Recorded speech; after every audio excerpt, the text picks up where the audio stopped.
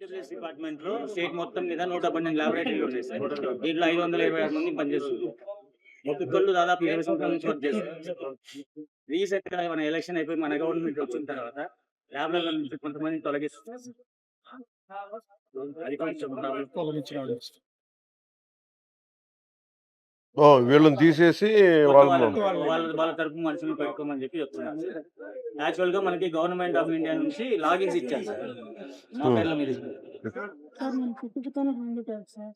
Plus ఇది EMI job కూడా ఒక తొలగించారు. కిడ్నీనే ఉంది సార్ నాకు. నాకు తీసి ఇబ్బంది పెట్టి సార్ జాబ్ తీసిస్తే ఏ పని చేయలేను. నా ఏజ్ 43 సంవత్సరాలు సార్.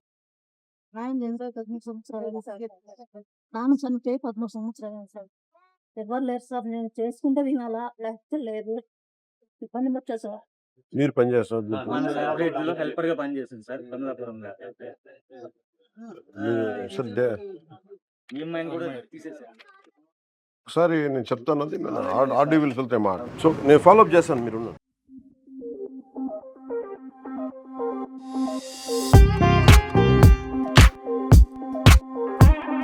ఆర్డబ్ల్యూఎస్ డిపార్ట్మెంట్ లో స్టేట్ మొత్తం మీద 118 లాబొరేటరీలు ఉన్నాయి సార్.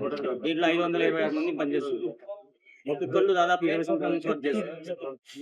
రీసెంట్ గా మన ఎలక్షన్ అయిపోయి మన గవర్నమెంట్ వచ్చిన తర్వాత ల్యాబ్లలో నుంచి కొంతమంది తొలగిస్తున్నారు. అది కొంచెం తొలగించినాడు. వీళ్ళని తీసేసి వాళ్ళను వాళ్ళ తరపు మనుషులు పెట్టుకోమని చెప్పి చెప్తున్నారు.